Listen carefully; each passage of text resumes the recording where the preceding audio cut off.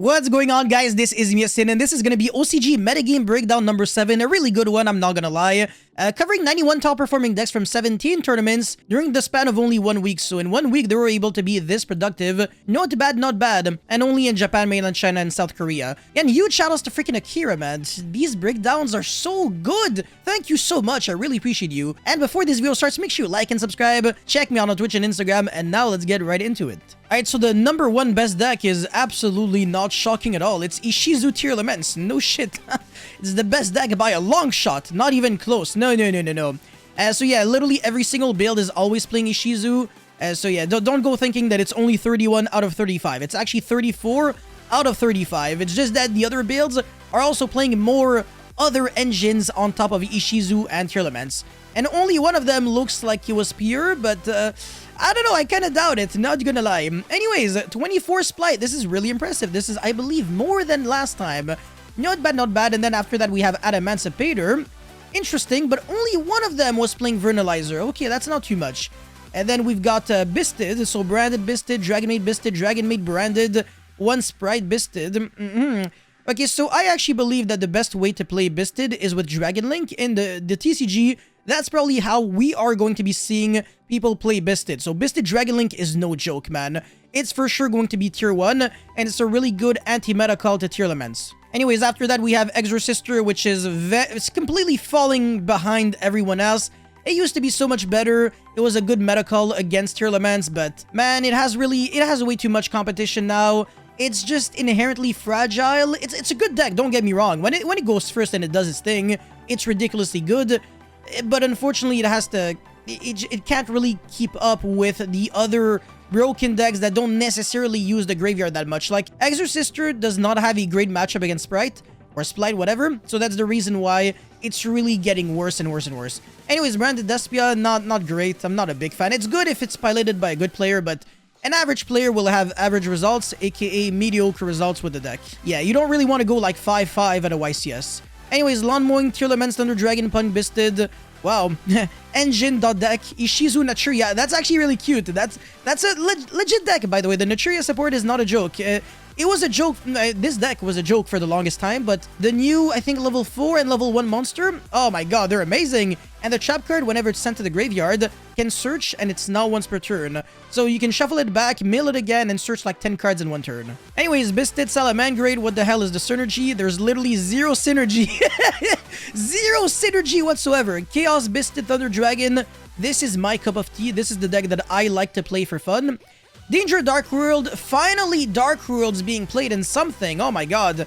Dinosaur, Flunderies, very disappointing. This was way better before. It was actually on par with Dragon Link, Bisted, and a little better than Exorcister, or sometimes worse. But now it's like on the same representation of freaking Magnet Warrior. Hey, who allowed this to happen? Vernalizer, Magnet Warrior. Yo, this is an actual Chad. Managed to top an event. This is not like just a random guy who showed up to locals and you know just won like 1 round. No, this is like a really top performing deck, so it's not a joke. Anyways, Magician, Lawn Mowing, Infernoid, very cute, but man, it's so weak. I mean, not weak in ceiling, but in terms of it's not resilient. Like, you can Ash the deck and it passes turn and it does nothing. Yeah, anyways, for Tier Laments now. Alright, so Shiru went 9-0, oh my god, in a 384 player tournament, but at the same time it was a 3v3 as always. It's always the same thing, man. Anyways, some players are actually playing evenly matched again because they realized after 10 years that nobody's making freaking Omni Negates. So unless you're playing Tier Laments Crime, which is the counter trap, you're kind of gonna be in a very bad mood. Because, yeah, no, it's, how are you dodging this? Like, people were playing Lightning Storm before. I was like, bruh, why? It does nothing, man. The monsters can always be summoned in defense, so it doesn't even destroy monsters. And destroying spells and traps isn't really the best. Imagine going Lightning Storm and destroying, like, the freaking Salic, for example. They just go like, okay, search Haffinis, and then they keep playing on your own turn. So, yeah, no, I'm not a big fan of Lightning Storm. Evenly is way better. And this is the reason why everybody and their mother that's playing Tier Laments is citing the Crime, which in the TCG I don't think people are going to be doing, because people can have other form of side deck cards like I don't know, Judgment and a Pointer of the Red Lotus, but in the OCG, whatever, they they only want to have like searchable cards or going second cards mostly. I'm really not joking. I mean, their side deck is just a bunch of going second cards like Pankratops, 4 Bisted Monsters, triple Regeki, triple Evenly, Duster. Call by the Grave is flexible for going first and second. I would never really side deck a card like Call by the Grave. It's like main deck or nothing for me.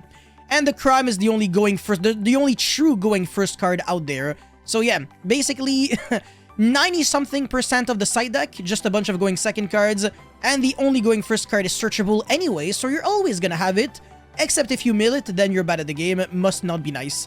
Yeah, for the extra deck, very interesting that there is double Dragostapelia and no Baron because there is no Diviner of the Heralds. So this is something that people are a little 50-50 on. Some people sometimes are not playing the Diviner package, which would allow you to pop a card your opponent controls if you revive back the Diviner on your opponent's turn to send the Elder Entity Entis. And on your own turn, you can obviously make Baron because it has the potential of being a quote-unquote level 6 tuner. Because you send a level 4 fairy, so it gains 4 levels, and you mail like Kelbeck or a Guido, mail 5 cards, can get your engine started, can do some nice things. So it's a good card, but it's not... It kind of conflicts with Reinoheart because it also takes up your normal summon, so I really do understand why people are not necessarily playing it. But yeah, the main deck, it's always the same thing. It's like 12 Ishizu cards, 12 Tear Laments, so yeah, 24 monsters that are basically staples, and then triple Herald of Orange Light. Diviner is a 50-50 like I said. Sachi Fenrir, people either play 2, 3, or 0. Never play one of this card because it searches itself. So it's just free real estate. Why would you only play one? But yeah, 3 is really good. It can banish cards face down. So even if you banish like the Tear Laments cards, they cannot be recycled back with the graveyard effect of Crime. And this is what is being mentioned here. Another thing that Akira mentioned is that if you get hit by Ghost Reaper on your Kid Kalos, you can foolish your deck for Crime and recycle back one of your Kid Kalos from the banish to the extra deck, so you can keep playing from there. It's actually really interesting, and it's very easy to search the Crime and even the Salic because you can go Kid Kalos to search one of them, and then when you mail the continuous spell, you can search the other chap that you're missing. So it's very easy to end your board on like multiple fusions, Xyz, Link monsters, as well as trap cards and even hand traps. And the Lulu Karos negates Nibiru and Gamma, so that's the reason why nobody and their mother is playing Nibiru. The card just kind of sucks, to be honest. And yeah, everything else I think is relatively self-explanatory. The Splight monster is always there for the same reason, and then the Ossa is there to revive back Pankratops as well as Sachi Fenrir, because all the Ishizu monsters are Earth, and Dark is there to revive back your opponent's Dragostapelia or Tear Lament so that you can play from there. Alright, now for Splight, this is going to be so freaking spicy, man. People are gonna love this. So the main deck technically isn't really super spicy, except that it kind of is to a certain extent because there is 4 Bisted monsters, and there's also the Sachi Fenrir, which is like the better Pankratops at this point because it's also good going first. It's not just a going second card, so you can actually main deck this card, whereas Pankratops main deck, it makes a little less sense because you can only really summon it if your opponent controls more monsters than you do, and obviously if you're going first, that is rarely the case unless you get hit by like Gamma or something. That's like the only situation where that's really gonna be coming up. But yeah, Sachi Fenrir is really nice to main deck. And another thing that I really wanted to touch on was the inclusion of the brand new number 2 Ninja Shadow Mosquito, which can actually help you OTK your opponents without even jumping over a single monster. So basically, if you have, let's say, Ninja Mosquito with 3 monsters on your field, that are in attack position, and your opponent has a monster with 2700 attack, you win the game. It's literally that simple. And the reason for that is because you go battle phase, attack with Ninja Shadow Mosquito, use the effect, and give your opponent a hallucination counter on whichever monster has the highest attack. And then after that, you start attacking with your other monsters. And what's gonna happen is that every single time you battle, Ninja Shadow Mosquito is going to inflict damage to your opponent equal to the attack of a monster with a hallucination counter. So in other words, if you attack a monster that has 2700 attack, your opponent will take 2700 life points, and if you multiply this by 3, you will get 8100 damage that you inflict to your opponent with the effect of Ninja Shadow Mosquito. So that's actually really insane because you can afford to play without even resolving Gigantic Splight. You don't even need it to kill. You don't even need to Zeus anymore. And there are a lot of things that this really takes care of. that are just really freaking amazing. So this card is insane, and on top of that, it cannot be destroyed by battle, and you take no damage from battles involving it. So it's the replacement for Sky Cavalry Centauria. So this card is definitely going to see a lot of play in Splight, even in the TCG. It's really, really good in the OCG. It's already doing so much. So yeah, definitely keep an eye on this card. But yeah, this Splight deck is really just overall well-built. There's Underworld Goddess. Nobody's really playing Borload Dragon anymore, because if you make Avramax and it gets stolen by Borload, it's game over. You lose the game on the spot. So people have adapted to that, and they are now going for Underworld Goddess or Appaloosa or whatever, so that they can at least have negates instead of just a monster that sits there waiting to get stolen.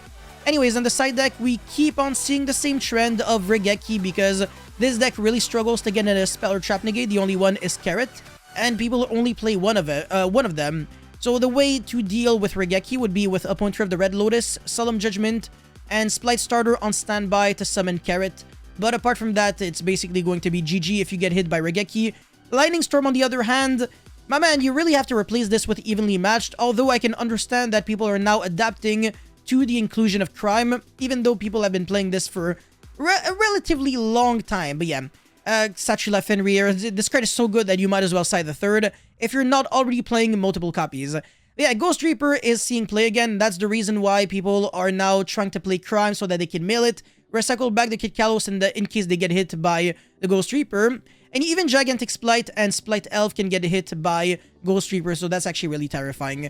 Yeah, that's pretty much it for this video. Let me know your thoughts about the OCG meta in the comment section below. As always, don't forget to like and subscribe, and I'll see you guys very soon. Peace.